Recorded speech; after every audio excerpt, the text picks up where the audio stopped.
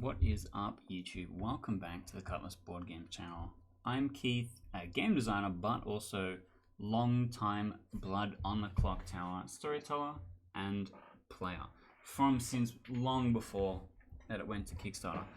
And today I thought I would share my top 5 Blood on the Clocktower stories from in-game, because I feel like this is one of those games where everyone's got that one game where they had a great time and they've got something to share and tell about it. Now, let's get started with number 5.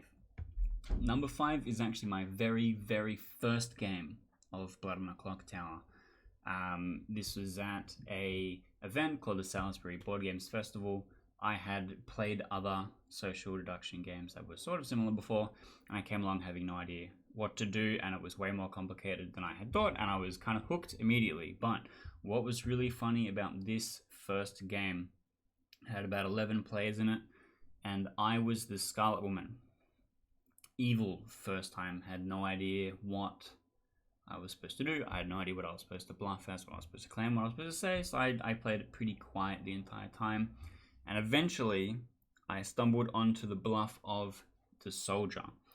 Now, my other evil minion, who was the poisoner, had played a few times before, and during the course of the game, they had been executed, and a beggar had asked for their vote token that they had given. Now, the way the beggar works is that if you give them your vote token, they learn what your alignment is. And so the evil player gave the vote token to the beggar, and the beggar's like, I learned that they were evil, and so they were kind of arguing the whole time.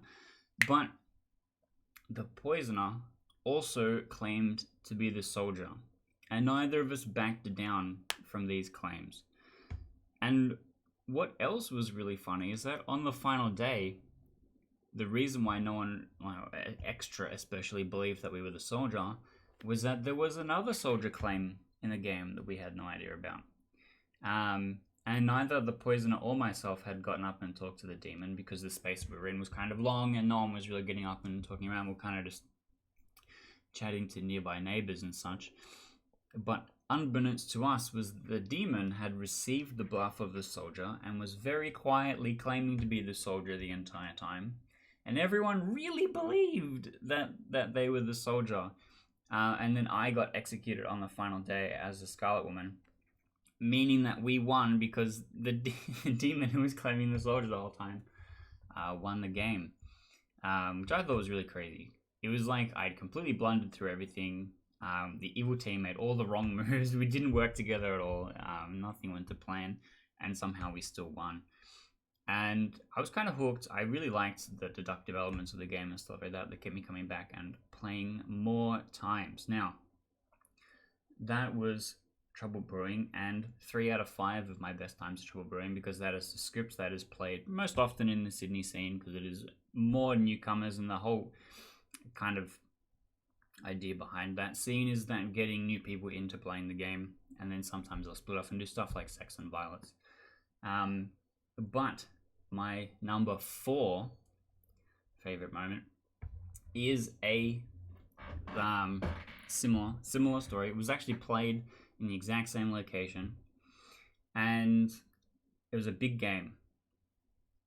I was the imp, and the Virgin comes to me and says, do you want to nominate me to activate the Virgin ability? I'm the Virgin. And I'm like, sure, sounds great. I can't remember what I was claiming to be, but I was like, right on, I'm all on board, let's do it. And then I nominate them, nothing happens. And I'm like, well, we have to execute them. And then we don't get enough votes. And I'm like, well, okay, then we have to execute me, because no one's going to trust that I'm a good guy, whatever. So we execute me on the first day. And I have not given bluffs to any of my teammates, because this all happened pretty quickly. And all the way on the other end of the room is a Scarlet Woman who has no idea what's going on, becomes the demon. And they're panicking and freaking out. But what's really funny about this story is what happens for the next 4 nights. On the next 4 nights, the imp was unable to kill a single player.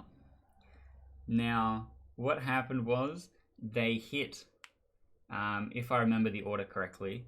They hit someone protected by the monk, and then they hit the soldier, and then the poisoner poisoned the imp, and then they hit someone protected by the monk again. And each time, everyone like wakes up. They're like, "What is going on? No one has died. Is the is the imp dead? Like, what is going on?" And like you get to the very end of the game, the storyteller's having the greatest time. They think it's hilarious. Everyone coming out of the game like they've just run a marathon and they're like exhausted and sweaty. And the storyteller's like, "Hey, here's what happened at the start of the game." And I'm like, I have made all of the wrong choices here. But it was very silly and it was very fun. Next up is number 3. One of my favorite goofy social interactions that I have, where I pulled the Baron out. And because the Baron has no drawback on being executed or dying in general, you can kind of be goofy and do whatever you think is going to do the most damage to the good team, or you could be like egregiously evil in such a way that maybe they'll execute you instead of the demon on the final day or whatever. You have a lot of free play because you don't have the same kind of drawback. You've already come in, you've already done your ability. Now, on the first day, the investigator comes up to me, and the investigator is like, of the group of new people, is one of the less new people and knows that I've been there the whole time and I've been running games and stuff. Comes up to me and goes, "I'm the investigator. Are you the poisoner?" I'm like, "No, I'm the Baron." And he's like, "Oh, okay. No, wait, hang on." "What are you doing? Is this a play?" I'm like, "No, I'm just the Baron. Don't worry about it." And he's like, "Okay." He goes and talks to the other person. Comes back later. Whole game goes on. I'm playing it pretty regularly. I don't really mention to anyone else that I'm the Baron. I'm just like doing a regular townsfolk kind of a bluff thing. It gets to the very end of the game, and the roll call comes out, and the storyteller announces that I'm the Baron, and the investigator's like, "What the hell? Why did you tell me that? Why did I not why did I not pay attention to any of this information?" It was just like a super in the tank, big brain meltdown moment that I thought was really funny. And it just came from me being really silly. Like, if I was like, "Yeah, I'm the Baron," like, "Okay, well, I'm gonna execute you," I'd be like, "Okay, sure, that's fine." I'd do the same thing, dead as alive. But this turned out to be such a bigger, goofier result, which was kind of great. Now we're up to the last 2. This is number 2. Now, these are both from Sects and Violets, one of the more complicated scripts. And these both reference older versions of existing characters where their ability has been changed to not be as broken as it was at the time.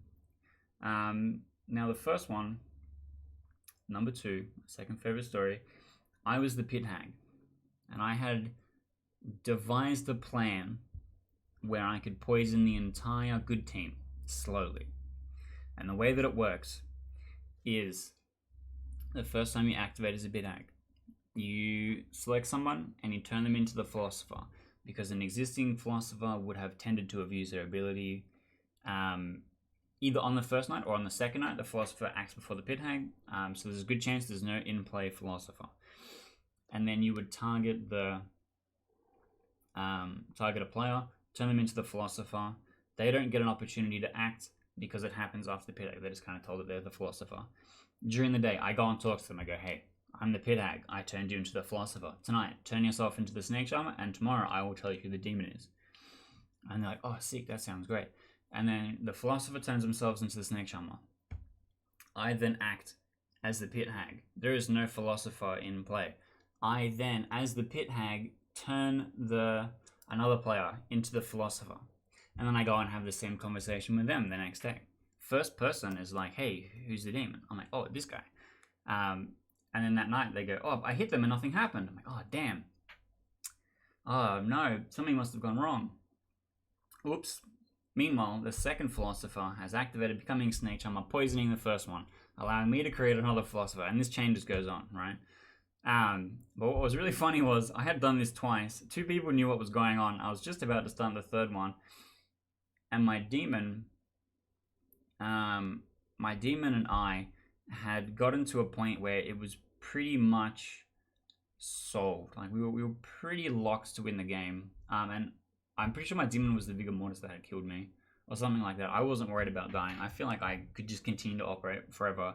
I'd already done so much damage to this game. And we felt like we were locked. Like there was no suspicion on my demon. It was ready to go. And then the final one, I set up a snake charmer. I take the demon away from my demon to one of my other friends. I was like, you know what, we can do this. We can do this for no reason. This is who the demon is. Let's go. Final day. Demon comes out and goes, I've been snake charmed. Someone is a demon now. 4 people come out and go, we're all the snake charmers. Everyone is like, what has happened? What has really happened? What is going on?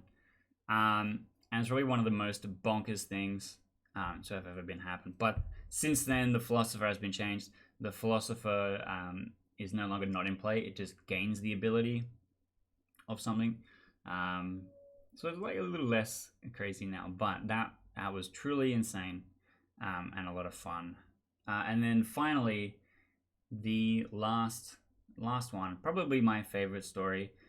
This is one that, in the moment, I had to ask the storyteller if I could do the thing, right? And they were like, "Oh, sure, go for it." And then later on, when I mentioned it to like Steven and Evan, the guys that are making the game, they were like, "What the hell? I'd never considered this. This is so ridiculous. I can't believe it." And they've since changed that character, so I can no longer do that thing. But I was the Fangu. It was an evil twin game. I didn't come out as a bluff the entire game. There was 5 people left alive, including me. The one outsider had already been executed, and we had 2 information characters and the twins still alive, right? And they were just getting to the point where the 2 information characters were really confident that it was me, but I had just skated through an execution. And then that night, at 5, I select the dead outsider. The Fangu dies, and the dead outsider becomes an evil Fangu. Now, they're still dead, and I'm dead. So I essentially kill myself by selecting the dead evil outsider, well, now evil outsider, but the evil team gets an extra vote rather than just me selecting myself. But the game doesn't end because there is a set of evil twins in play. And then next morning, we all wake up. They go, what the hell happened? We were so confident Keith was a demon. What's going on? I'm like, well, here's what actually happened. I'm the sage. And as the sage, I learned that our 2 super trusted information characters, one of them is the demon. And they go, but we verify each other. There's no way that we either one of us could be the demon. I'm like, that's because this whole time, it's been a Vortox game. And I'm actually super confident the person claiming to be the good twin is the Vortox. And I managed to get the votes all together because I had the extra evil vote. All the votes together onto the good twin. And the good team loses because the good twin was executed. And roll call comes around and I'm like, Keith, the dead Fangu. I was like, what the fuck? I'm like, yeah, you could actually totally, like, it doesn't specify an alive outsider at the time. Now the Fangu has been changed so that you cannot accidentally kill yourself. But it was a really interesting corner case of a ridiculous thing that I could have done only in exactly this circumstance, as well as being able to convince the people of the town that this was like what's actually going on. And it was crazy. I think that was probably one of the most bonkers times. Now, all of these stories come from me being a player. I do also have some fun stories of me being a storyteller. So if you do want to see some more Blood on the Clocktower content, please chirp up in the comments, let me know. And I do make other Clocktower content. I have got some stuff that's some good storyteller guides that are worth checking out. And I do make a whole bunch of other board game related stuff on the channel. So hit that subscribe button and check it all out. And I do really appreciate you being here. So hit me back with it. Let me know what you're doing, what's going on, what you thought about the video, and I hope to see you in the next one.